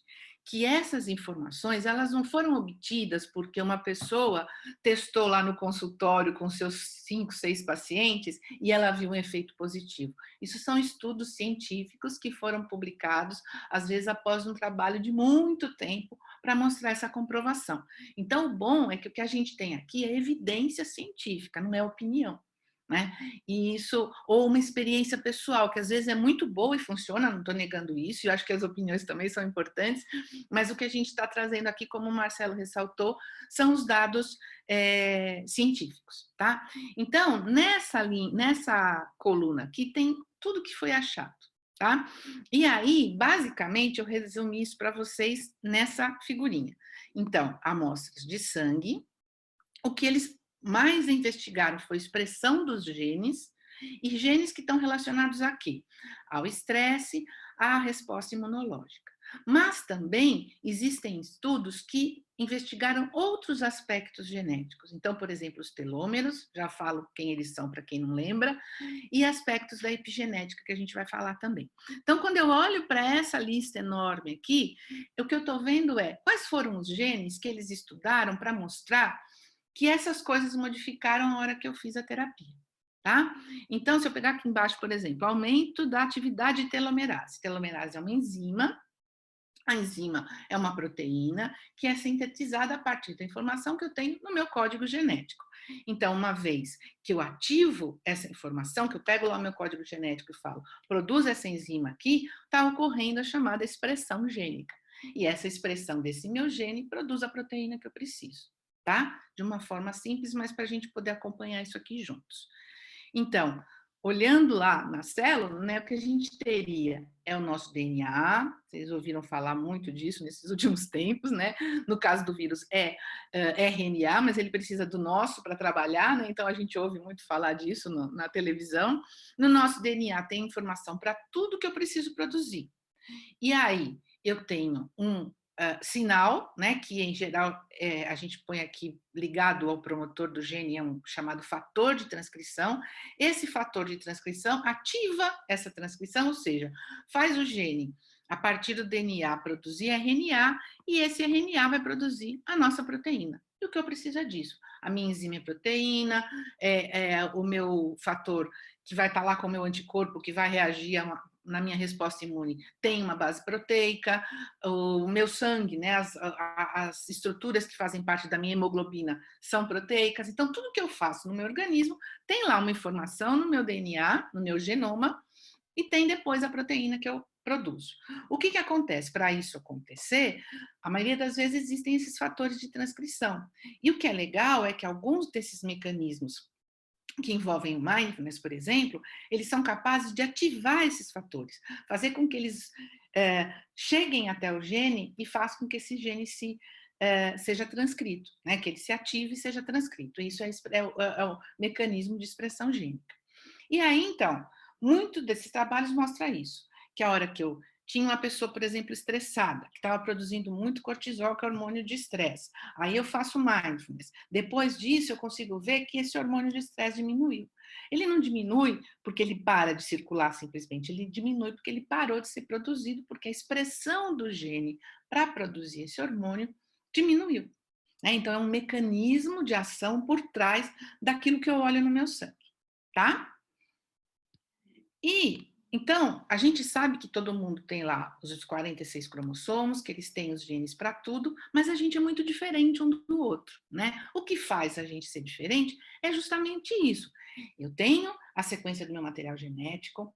Essa sequência de material genético, ela pode ser marcada de formas diferentes, já vamos falar disso, e eu tenho, então, a expressão do meu gene. Marca seria, por exemplo, eu ir lá e ligar algum componente químico nessa sequência de material genético que sirva para dizer para aquele gene funciona ou fica parado. É como se fosse um botão que a gente vai lá e liga e apaga ou acende a luz, né? Então, se eu acendo a luz, eu estou informando essa sequência de material genético que ela tem que transcrever, que ela vai produzir uma proteína e que aquilo vai servir para o meu organismo, ou não, né? Dependendo do que estiver sendo produzido. Então, essas marcas, elas vão estar presentes independente de qual é a minha sequência. Por isso que eu posso ter um gêmeo idêntico que é muito parecido quando é pequeno, porque eles receberam a mesma sequência de material genético, mas depois de um tempo, eles começam a ficar diferentes. Eles vão ganhando essa diferença porque, à medida que eles se relacionam com o ambiente, essas marcas vão aparecendo, vão sumindo, e aí eles vão se modificando em termos de expressão do fenótipo. Às vezes uma coisa que eu vejo, às vezes uma coisa interna. Dois gêmeos idênticos, um pode ter uma doença genética, desenvolver um câncer e o outro não, por exemplo. Isso tem a ver com o ambiente, que ajuda a gente a fazer essas marcas.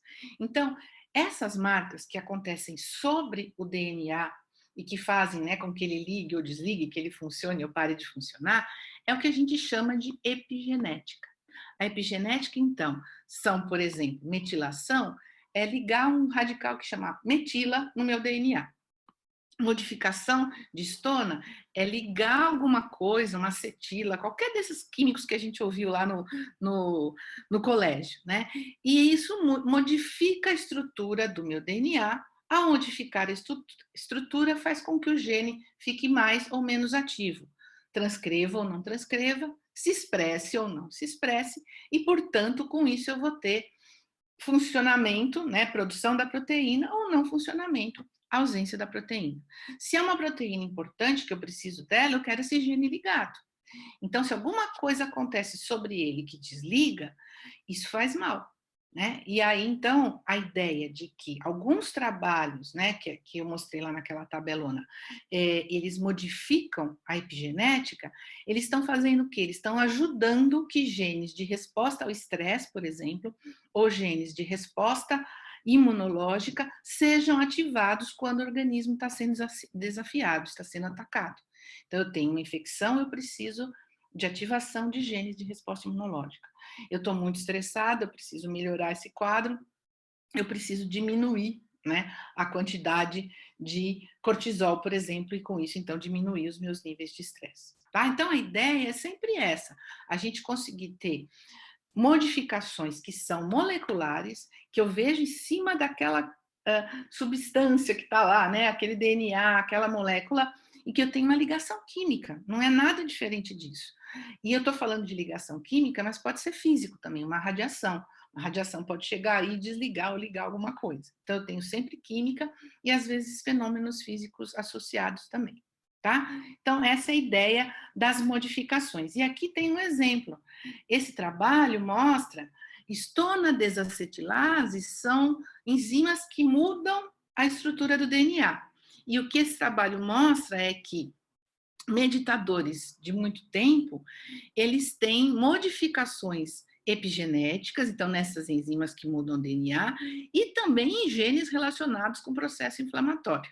Então, aos meditadores, é atribuída, do ponto de vista biológico, uma eficiência maior do seu sistema imunológico e da sua resposta de expressão de genes. Tá? Então, isso aqui é só um exemplo, eu não vou entrar em detalhes do resultado, o que eu quero é que vocês saibam que existem vários artigos que mostram isso para a gente. E os telômeros, que eu falei lá atrás e disse que eu ia contar quem eles eram. Os telômeros são essas regiões aqui. Cada desenhinho desse que parece um X é um cromossomo nosso duplicado, né? E a gente tem uma quantidade de telômeros que a gente nasce, né? E durante um tempo, ainda no período de desenvolvimento, a gente tem a enzima telomerase ativa, fazendo que o nosso telômero cresça. Ele está associado com saúde. Quando eu tenho os telômeros no tamanho correto, as minhas células se duplicam melhor e o meu organismo, vamos dizer assim, funciona melhor.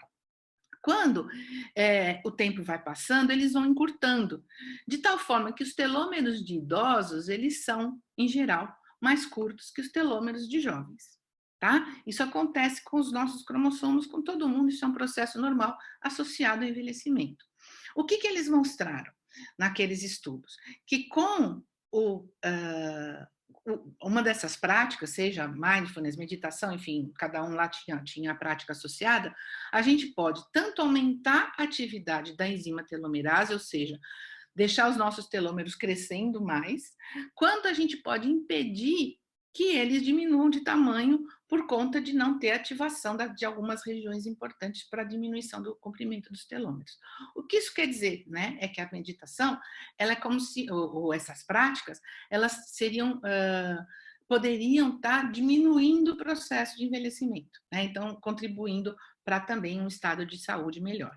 E aqui é um outro trabalho, só dando uma ideia disso, né? Meditação Zen, mostrando que o comprimento dos telômeros de meditadores diminui comparado com aqueles que não meditam, tá? Tem umas pessoas aqui conhecidas nesse artigo.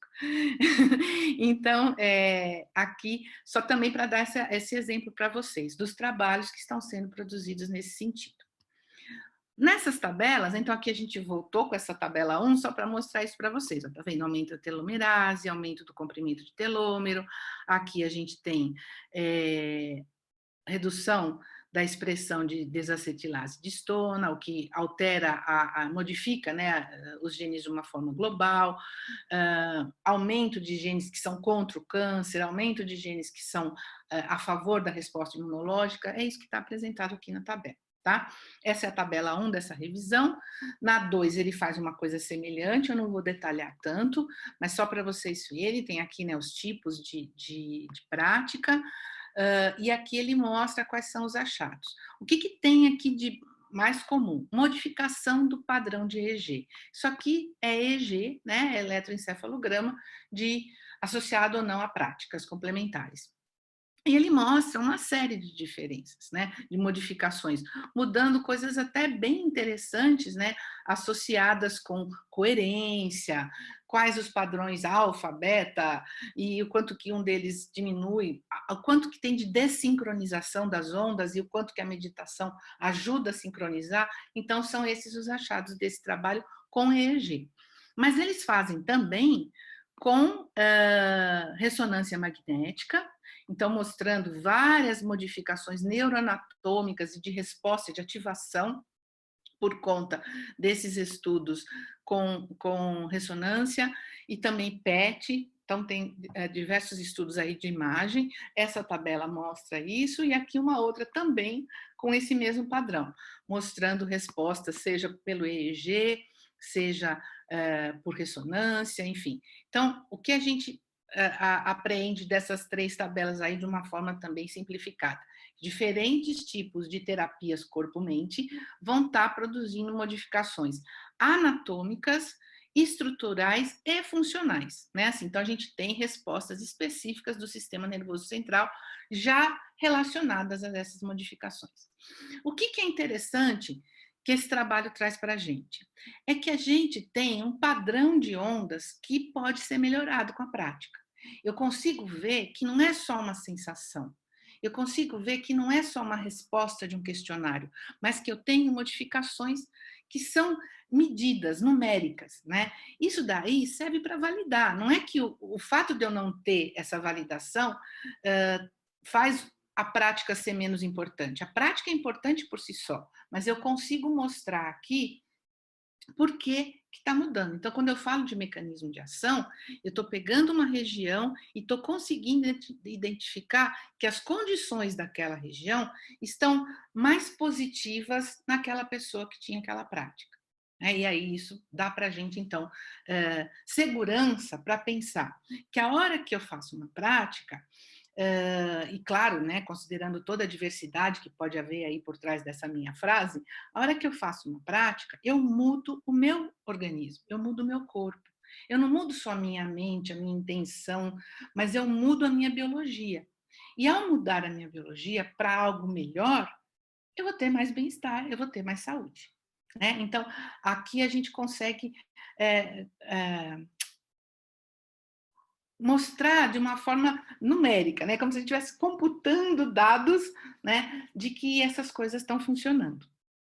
E aí, pensando, né, nessa ideia de que a gente muda os ritmos e vê o cérebro, né, ficar mais sincronizado e ter mais coerência entre as diferentes regiões cerebrais, eu acabei encontrando esse artigo que fala do ritmo, né? E comenta o quanto que esse padrão de oscilação, ele é importante, ele responde, né, às práticas, ele ajuda a sinalizar e a curar até, né? E aqui ele fala muito de campos eletromagnéticos. A gente não vai entrar nesses detalhes de campo eletromagnético, mas como eu disse para vocês, modificações eletromagnéticas, elas vão, né, claro, modificar padrão do EEG, mas elas também podem mudar lá dentro do gene a expressão de alguma proteína que vai estar ou não sendo sintetizada. Então, isso tudo está muito conectado. E para ele funcionar bem, é ideal que essa sinfonia, que ela seja algo que realmente seja levado em consideração. Então, aqui nesse artigo, ele traz uma frase dessa mensagem SUF, né, em que ele fala que a gente tem que estudar o ritmo do pulso, do batimento cardíaco, da cabeça, né, do cérebro, dos pensamentos, e que a hora que a gente presta atenção nesses ritmos, e aí quando a gente fez a prática com a Karen, a gente começou ouvindo exatamente isso, né, preste atenção na sua respiração. Qual é o ritmo que a gente está dando para isso? Esse ritmo da respiração, essa consciência, ela vai trazer, né, esse equilíbrio que está manifestado também dentro de cada uma das células do organismo. O que eu achei bonito dessa frase é que ele fala a música da vida de cada um. Né? Então, que se a gente estudar a música da vida de cada um, a gente pode fazer essa sinfonia funcionar melhor. E eu acho que as práticas, elas trazem exatamente isso, né? Elas fazem a nossa orquestra funcionar direito. A gente tem uma orquestra que toca e toca com todos os instrumentos em harmonia. Então, pensando, né, nisso tudo e pensando um pouco no que a gente está vivendo agora, eu fiquei me perguntando e comentei isso com o Marcelo. Falei, Marcelo, eu quero falar um pouco desse momento, porque eu acho que a gente está se colocando, a música que está tocando na hora que a gente está em quarentena, em isolamento, em afastamento, o que quer que seja, é uma música diferente da que o nosso corpo estava acostumado. E como é que eu faço para virar de novo uma música que toca um som bonito, né? Como é que eu faço para harmonizar tudo isso? Como eu faço para ter uma sinfonia né, funcionando direito e o som que vai resultar disso ser um som bom. Então, eu vou trazer para vocês agora uma questão aí para a gente ir pensando também junto agora aqui nessa sequência. Que é assim, a gente se desenvolveu, ganhou o ambiente terrestre em cima dessa bolinha aí que vira, né? Que vira, que fica clara, que depois fica escura, que fica frio, que depois fica mais calor, dependendo de quanto ela se movimenta em torno dela mesma e em torno do Sol. E a gente, do ponto de vista evolutivo, né, se desenvolveu para isso, para ficar no claro e fazer, caçar, né, colher, plantar e depois dormir, descansar à noite. Essa foi a ideia inicial, né, se a gente for trazer o processo evolutivo, porque esse ritmo, esse ciclo que a gente está vendo do nosso planeta, na verdade, ele traz para a gente vários outros ciclos que a gente está acostumado a conviver com eles, né? Então, dia e noite, as estações do ano, lua, maré, tudo isso está presente. O que acontece é que a gente teve, para evoluir, que se organizar em função dessa repetição e alternância. O meu corpo se prepara para acordar cada dia e para dormir no final dele, né? A gente tem isso associado com o nosso processo evolutivo. Então, os humanos evoluíram nesse ambiente. E para isso a gente desenvolveu uma série de respostas que vão ficar acontecendo, né, com uma certa ritmicidade e que fazem com que a gente funcione bem. Se eu perder essa ritmicidade, eu tenho muita chance de ter algum prejuízo. Né? Nem todo mundo, mas a grande maioria vai ter algum prejuízo. Pensem assim, fiquem 3 dias sem dormir e vejam como é que vocês vão se sentir no 4º dia. Mas sem dormir mesmo, sem cochilar. Né? E aí vocês sabem que o que eu estou falando é verdade. Se a gente pudesse interagir mais, eu ia fazer umas perguntas para vocês, né? Mas vamos seguir aqui só comigo falando mesmo. Mas vão pensando aí, né? Eu falo de resposta eficiente a essas mudanças e de saber antecipar essas mudanças, né? Então, quem é que sabe antecipar mudanças? Se eu tiver que pensar na natureza, não preciso pensar nos humanos, vamos pegar organismos que são menos dependentes dessa questão social que a gente tem. Quem é que antecipa a mudança, né? A ave antecipa a mudança, porque elas migram antes de vir o inverno. Elas sabem que o inverno vai vir. Então, ela sabe antecipar a mudança. O urso antecipa a mudança. Por quê? Porque ele come tudo que ele precisa para poder ficar 5 meses hibernando. E saudável. Passou o frio, ele acorda e sai. Acorda, né? Porque hibernar não é exatamente dormir. E sai vivendo normalmente. Então, isso é antecipação, né? E fora a antecipação que a gente pode ver na natureza e que a gente também tem, né? A gente tem as respostas que a gente observa na natureza independentes de ser humano. Então, aqui eu trouxe para vocês a figura de uma planta, que eu tenho a impressão que todo mundo conhece, né? É uma planta que, se eu passar o dedo, ela vai fechar. Então, ela responde ao estímulo sensorial.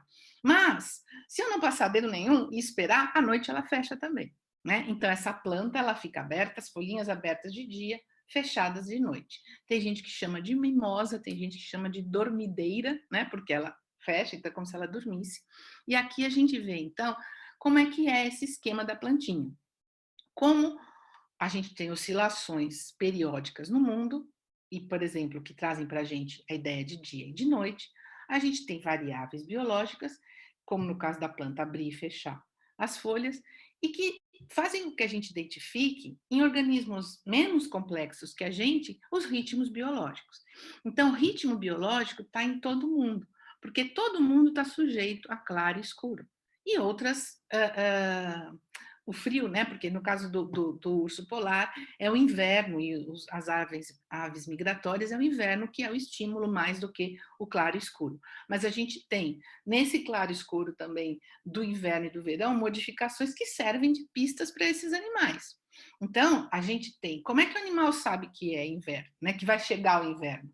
Ele se prepara e ele tem todo um programa genético que está lá no código dele, que faz os genes se expressarem, que fala para ele coma mais, e ele passa a comer mais, e ele consegue, então, ter suprimento para todo o período do inverno.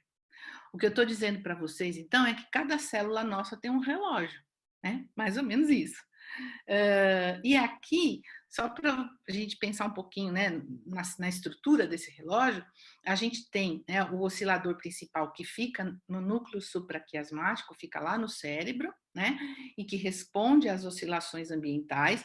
Então, ele vai saber se é dia, se é noite, se é inverno, se é verão, e com isso ele vai perceber o ambiente, responder do ponto de vista molecular. E para que a gente tenha esse oscilador central funcionando, a gente tem os chamados Zeitgebers, que são as pistas ambientais. O principal é claro e escuro. A maioria dos organismos que vivem na Terra, né, marinho a gente vai ter outra história, mas que vivem na Terra, eles usam o ciclo claro e escuro como principal sincronizador. Não é o único, eu posso sincronizar pelo olfato, pela fome, então a gente não precisa saber se está claro. Se eu apagar tudo e ficar no escuro, quando chegar 12:30, 1 hora, eu estou com fome, né? O meu organismo diz para mim que o tempo passou. E a fome passa a ser um sincronizador se eu comer praticamente sempre no mesmo horário, tá? Então, isso faz com que o nosso corpo funcione dessa forma, né? Se eu tenho modificações fisiológicas ou comportamentos, sejam eles quais forem, aqui eu coloquei só alguns, é porque por trás de tudo isso, desse marcador de tempo ou outro sincronizador, vamos usar o claro escuro, que eu acho que é o principal, fica mais fácil, eu vou ter base no meu organismo, base molecular, genes controlando isso. Significa, então, dizer, basicamente, eu não vou cansar vocês com essa história, vou pular aqui, que o meu sincronizador central, que é o núcleo supraquiasmático, ele informa por vários mecanismos, né? Aqui eu estou falando de alimentação, temperatura corporal, ele informa os órgãos, né? Que horário que é, como é que ele tem que responder. E isso, então, faz essa conexão entre o que é central e o que é periférico, e eu preciso dessa sincronização para funcionar direito. Seria mais ou menos dizer, então, que eu tenho aqui, ó, meu núcleo com genes. Eles são os genes que eu pulei lá atrás para não cansar vocês, que vão ser ativados, porque eles sabem quando é claro e quando é escuro. Já mostro como. E ele avisa, então, cada um dos órgãos, e cada um dos órgãos vai ter o seu reloginho. Tá? Eu estou vendo aqui claro e escuro, olho, e isso vai lá para o núcleo supraquiasmático. E aí ele vai ter, então, esse papel de sincronizar o resto do organismo, lembrando que, por exemplo, o alimento também pode ser um sincronizador. Então, pegar o principal. Como é que funciona? Tem lá a luzinha, né, que vai ativar esse trato retina-hipotálamo. Um monte de reações químicas vão estar acontecendo, modificações moleculares, ativação de CREB é um fator de transcrição, que eu falei para vocês lá atrás. Então, é uma molécula que fala para esses genes, que são genes relógio, e aqui clock, né? Um dos genes relógio se chama clock, que eles, ou que é dia ou que é noite, por conta dessa questão da luz. Então, isso vai seguir, né, por essa ativação das células, o trato retino-hipotalâmico ativado, neurônios que vão ter essa informação, que vão ativar outras células e que vai fazer, então, que o relógio funcione. Tá? Isso mostra pra gente um pouco do que eu estava falando lá atrás pelo Mindfulness. A gente tem toda uma sequência de eventos, uma cascata de acontecimentos para chegar até o núcleo. E a hora que eu chego no núcleo, eu sei se é dia, eu sei se é noite, eu sei se eu tenho que fazer clock, se eu tenho que fazer PER, um outro gene aí, e com isso, então, as minhas células vão ficando todas sincronizadas. Por que eu estou falando de tudo isso, né? Eu estou falando de tudo isso porque, independente da música que a gente toque ou que a gente cante, né? Dependendo da forma que eu goste mais disso ou daquilo, é importante que a gente tenha a música da vida de cada um de nós tocando sincronizada, né? E é aí que eu acho que a gente pode ter mais um fator agregado ao que a gente está falando hoje, né? Se eu tenho a possibilidade de influenciar, sabendo quem eu sou, a forma como eu vou sincronizar, eu posso ficar mais saudável, eu posso ter mais bem-estar, maior bem-estar. Então, aqui, só para trazer para vocês um pouco do que é a música de cada um, a gente deve ter, vocês ouviram com certeza, minha avó já falava, né, mas eu acho que isso não parou de ser falado, é que Deus ajuda quem cedo madruga, né? Então, é como se todos os pássaros da manhã, os colibris, né? Esses que acordam a gente. Aqui na minha casa é maritaca, elas são animadíssimas logo cedo, né? E tem aqueles que são corujas, né? Que são mais animados à noite. Então, isso daqui é uma variabilidade que cada um tem. E isso é normal. Para vocês terem uma ideia, isso é tão normal que as pessoas são classificadas assim quando a gente estuda ritmo biológico, em matutinos e vespertinos. E aí, isso tem a ver, então, com as preferências de cada um, né? E a gente tem aqueles que são chamados de intermediários, que seriam as pessoas que, tudo bem, se eu tiver que fazer cedo eu faço, mas se for à noite também faço. Aí tem os que vão preferir um ou outro. Se a gente olhar na literatura e ver como é que tudo que já foi estudado sobre isso, a gente tem um gráfico assim, que mostra que a grande maioria das pessoas, elas são intermediárias, elas meio que tanto faz. Mas a gente tem pessoas que são vespertinas, os corujinhas, e a gente tem os matutinos. Então, isso é um tipo de questionário que classifica a gente, tá? Eu só estou querendo mostrar para vocês que existe essa distribuição e que muito provavelmente, em isolamento ou em afastamento social, a gente, quem for vespertino, vai ter uma tendência a começar a mudar um pouco. E acordar mais tarde, querer fazer as coisas mais tarde, dormir mais tarde. E isso não é ruim. Não é ruim enquanto a gente estiver em afastamento. Na hora de voltar vai ter um sofrimentozinho associado. Mas eu acho que assim, para as pessoas se sentirem bem, para a música tocar melhor, é importante que a gente conheça esse nosso lado. É importante que a gente entenda o nosso tempo interior e que a gente toque a nossa música no ritmo deste tempo interior. Isso vem sendo discutido, né, por cronobiologistas, e como o social é muito forte, existe muito preconceito por trás disso, né? Deus ajuda quem cedo madruga, né? Mas a gente já tem até alguns estudos que mostram um pouco para a gente como é que isso pode responder melhor ou pior em situações, por exemplo, de práticas mente e corpo, né?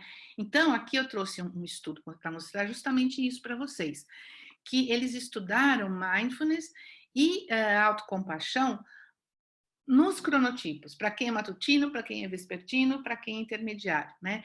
E esse estudo aqui, que foi um estudo grande, eu trago só a frase final para vocês, que eu também não quero entrar muito em detalhes e não passar aqui muito tempo, mas o que eles mostram é que as pessoas que são matutinas, elas têm mais autocompaixão, elas têm mais mindfulness, né? Naqueles questionários que a Karen explicou, que a gente pode medir, né? O quanto que isso da gente já é presente, o que no caso aqui não fica muito claro é se isso é porque as pessoas,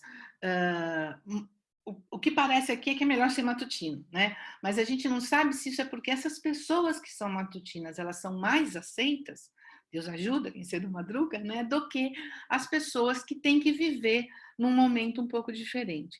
Porque eu acho que nesse momento que a gente está vivendo, a gente tem que se olhar, tem que praticar, né? Tem que lembrar de respeitar o nosso ritmo interno, tem que lembrar de que nós não sabemos muito quanto isso vai durar, mas a gente pode disso tirar uma grande lição para as nossas vidas, encontrar um momento que seja melhor. A gente tem uma professora que trabalha comigo lá na disciplina, que ela é extremamente vespertina. E ela chega sempre atrasada nas reuniões que marcam às vezes às 7 da manhã e ela está toda esbaforida e tal. E outro dia ela disse assim para mim, eu estou acordando às 11 ou 11h30 e vou dormir às 2 da manhã. E a minha vida está rendendo muito, né? Então, realmente esse ritmo, ele é muito importante. E ele tem marcadores que são fortes, endógenos, que a gente não consegue simplesmente modificar, né? Claro, a gente tem até pessoas que são chamadas eles têm distúrbio de ritmo. Eles são pessoas que têm atraso ou adiantamento de ritmo. Então, que acordam 2 horas da manhã normalmente felizes da vida, mas também quando é 6, 7 da noite já não fala mais com ele, né? Se você trabalha numa fazenda, por exemplo, lá no fim do mundo, você pode muito bem fazer isso e ninguém vai reclamar com você. Mas se você trabalha num banco, não tem jeito, né? Então, agora, de certa forma, a gente tem jeito. Então, eu quis também trazer um pouco dessa conversa para mostrar que por trás do benefício que a gente tem com as práticas, existem modificações biológicas, que essas modificações, elas interagem com o ambiente e que às vezes o ambiente pode estar até fazendo um certo mal para a gente, né? Forçando a gente a ser diferente do formato que a gente foi concebido do ponto de vista biológico. No entanto, num momento como esse, se a gente assumir que isso é importante, a gente pode talvez utilizar as práticas como um sincronizador, como uma forma de colocar o meu ritmo para que eu consiga estar bem, que eu consiga evitar desenvolver alguma doença, algum transtorno, porque a gente sabe que a longo prazo muita coisa pode acontecer com a gente, né, que está aqui meio isolado de todo mundo. Então, o quanto que a gente pode, trazendo essa sincronia, tocar uma música mais bonita e, com isso, né, respeitar o nosso organismo e atingir saúde e bem-estar. Então, acho que basicamente é isso, né, que eu queria falar para vocês.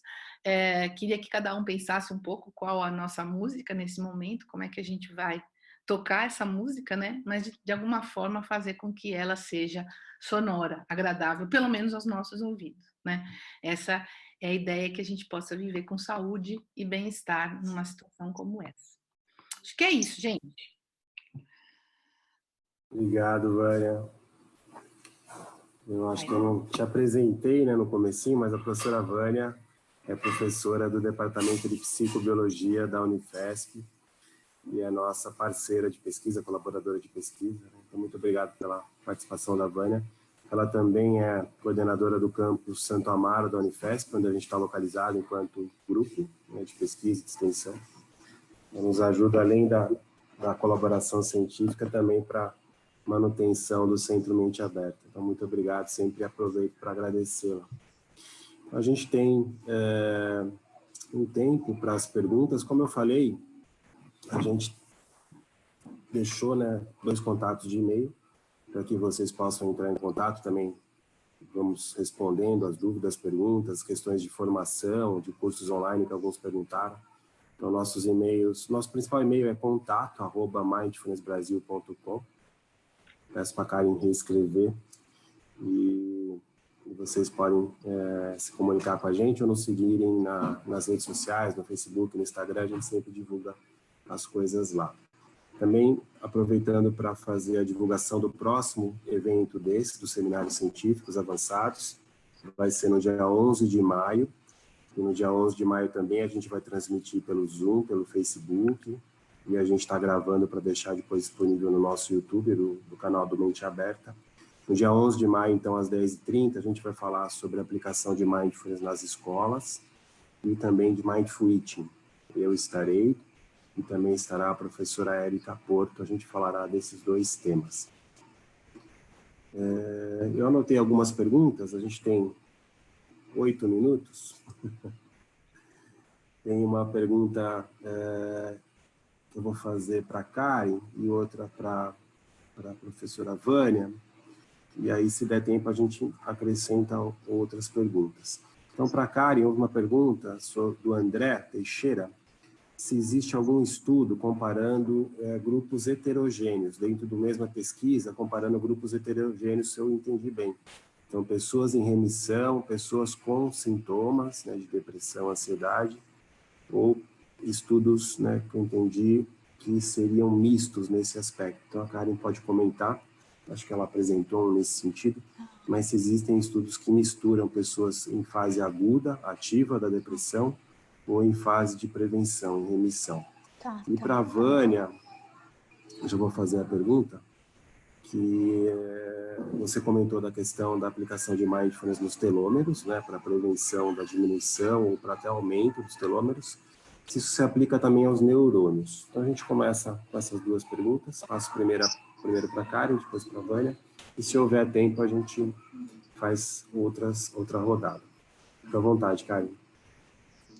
Ok, então, sim, um dos estudos até que eu apresentei era com essa população mista, que parte das pessoas estavam dentro do episódio, parte das pessoas não estavam dentro do episódio, e a avaliação desse estudo específico, na verdade, não foi bem só para prevenção, não foi bem para prevenção de recaída, foi com relação a sintomas, tá?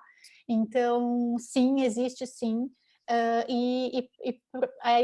a ideia é que existam mais, na verdade, né? Que depois desses primeiros estudos que mostraram pessoas durante o episódio, mais estudos começaram a ser feitos nesse sentido.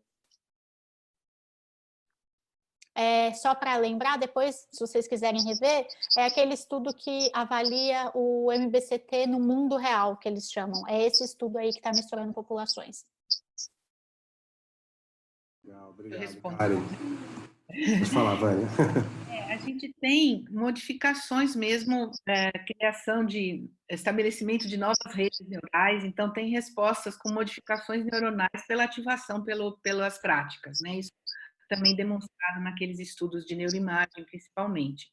Então, o telômero cresce por um mecanismo diferente, né? Mas também a gente tem formação de novas redes neurais, que seria, de uma certa forma, dizer que é crescimento, né? Das redes e ampliação das respostas. Uma coisa que eu acabei não comentando, mas vou aproveitar e falar rapidinho, é que tem alguns estudos mostrando isolamento social, né? Inclusive em animais, com macacos, e mostrando, né, não, claro, o resultado da prática, mas mostrando que, por exemplo, o isolamento social no macaco, ele reduz uma série de respostas imunológicas, ele compromete a parte de neuromodulação. Então, de fato, a gente, né, tentando ligar um pouco tudo isso que eu falei, a gente sabe que esse isolamento, ele traz mesmo, né, uma possibilidade de modificações biológicas importantes, que eu acho que a gente consegue melhorados nas práticas, por isso que eu acho que é tão importante a gente estar falando disso nesse momento. Legal, obrigado. Acho que dá tempo de a gente fazer mais duas. Tem gente perguntando se a gente vai falar sobre aplicação em policiais. Está previsto, sim, no dia 10 de agosto a gente vai falar sobre a aplicação de Mindfulness em segurança pública, em policiais. Então, já estão convidados. Então, tem mais duas perguntas. Acho que uma mais para você, Karen, perguntando até nesse momento que a gente está vivenciando, a aplicação de Mindfulness para luto. E para a Vânia, sobre se existem escalas para a gente medir mindfulness. Okay? Ok, bom, mindfulness para luto, eu de cabeça agora não lembro, até se o Marcelo quiser colaborar, eu não lembro de nenhum estudo que tenha sido feito para isso. No geral, como o luto é considerado uma agudização, não é um transtorno, mas é um período de sofrimento agudo e profundo, não é sugerido, né? Não é uma indicação a prática de mindfulness, ou pelo menos não a prática de mindfulness curta, tá? Mas um curso estruturado de 8 semanas com práticas intensas não são indicados para esse período, certo? Porque é um período de sofrimento profundo. É isso que eu tenho para colaborar agora com relação a luto. Nunca entrei em contato com nenhum estudo. Não sei se o Marcelo já chegou a ver. Eu nunca... Tem alguns sim, poucos ainda. Nunca... Mas, como você falou, né, está relacionado a uma fase de adaptação, de ajustamento frente a perdas, não necessariamente perdas de familiares, né, mortes exatamente, mas perdas em geral. Então, tem muito a ver com o período atual, né, que a gente está vivenciando, além da questão de perder as pessoas queridas, também a questão da perda de emprego. Então, qualquer perda pode estar associada a esse perda da liberdade, né, a quarentena, pode estar associada à sensação de luto. E é uma fase de ajustamento que ela acaba, que ela é normal, né? É normal que ocorra essas fases de ajustamento, mas quando ela é muito prolongada, que requer tratamento. E há poucos estudos sobre a aplicação de mindfulness, e os que existem são mais em relação a uma abordagem complementar. Então, quando o luto passa, né, do período que ele é normal, então você tem um tratamento específico para isso, e mindfulness pode ajudar de maneira complementar. Pode falar, Vânia, das escalas. Acho que as escalas, Marcela até consegue responder muito melhor do que eu. A gente tem, sim, escalas, né, para mindfulness, para afetos. A gente tem usado em alguns estudos que a gente está desenvolvendo em conjunto, assim como escalas para sono, sonolência, ritmo biológico. E alguém tinha perguntado aí, eu vi em algum momento, se tinha estudos sobre isso, né, cronobiologia e compaixão, acho que era a pergunta, mas enfim, a gente está fazendo algumas coisas nesse sentido, né, eu e Marcelo, com outros colaboradores, mas a ideia é a gente estar vendo exatamente as relações, né, um pouco desse trabalho que mostra que o vespertino sofre mais, a gente e que eles mostraram também que tem menos mindfulness, foi usando essas escalas com as quais a gente vem trabalhando. Então, a gente tem como medir o quanto que a pessoa, né, tem de mindfulness, vamos dizer assim, e aí, com isso, até fazer essas correlações para ver quanto que ela está mais encaixada, né, mais sincronizada com os ritmos. Acho que o Marcelo podia complementar um pouco sobre as escalas. Obrigado, Vânia. A gente tem, né, uma série de escalas para a gente medir mindfulness, muitas pessoas já interagem com elas. Estou escrevendo aqui algumas que estão validadas para o português, vocês vão achar uma busca no Google mesmo, mas quem não encontrar, só nos pedir. Então tem a MAS, que está já em português, foi validada tanto a MAS como a FFMQ, né, que a Karen comentou, das 5 facetas de mindfulness. Elas foram validadas em português pela Vivian, né, que é a nossa colega, nossa amiga, Vivian Vargas. E elas estão disponíveis, se vocês colocarem no Google, né, vocês vão achar ou a dissertação da Vivian ou, né, as escalas em si. Tem também uma outra escala que é a Filadélfia, não sei se está escrito certo aqui, mas ela também está validada para o português, vocês encontram rapidamente no Google também. Nós, um colega de Florianópolis levantou um pool de itens e fez uma validação também desse pool de itens de várias escalas para o português. Eu participei desse estudo. Daqui a pouco eu acho ele para colar aqui para vocês também. Então, existem várias escalas, uma parte delas está validada para o português, já está disponível para as pesquisas. As duas mais usadas são essas que eu coloquei primeiro, a MAS e a FFMQ. A gente está chegando ao final do nosso encontro. Agradeço a presença de todos. Houve, em média, 100 pessoas na maior parte do tempo, pelo menos linkada. Não sei se estavam assistindo, espero que sim. E também a gente transmitiu pelo Facebook, então muitas pessoas acompanharam pelo Facebook também. Queria agradecer além da presença de todos, a presença da Karen e da Vânia, né, as professoras que deram aula hoje de maneira magnífica, né, 2 aulas excelentes, que generosamente, né, participaram do nosso seminário. As aulas foram gravadas, a gente espera colá-las depois no YouTube, para quem não pôde seguir ou quiser revisá-las. Elas estão no nosso canal do YouTube, eu deixei o link aqui, mas facilmente também vocês acham no Google, né, o canal do YouTube do Mente Aberta. Tem também no nosso site, que é mindfulnessbrasil.com. Nosso próximo seminário, como eu disse, é no dia 11 de maio, também será aberto, também será via Zoom e Facebook, e vocês poderão seguir. Em breve a gente vai divulgar o link. Então, uma ótima semana a todos nós, espero vê-los em breve, ou virtualmente ou presencialmente. Um grande abraço.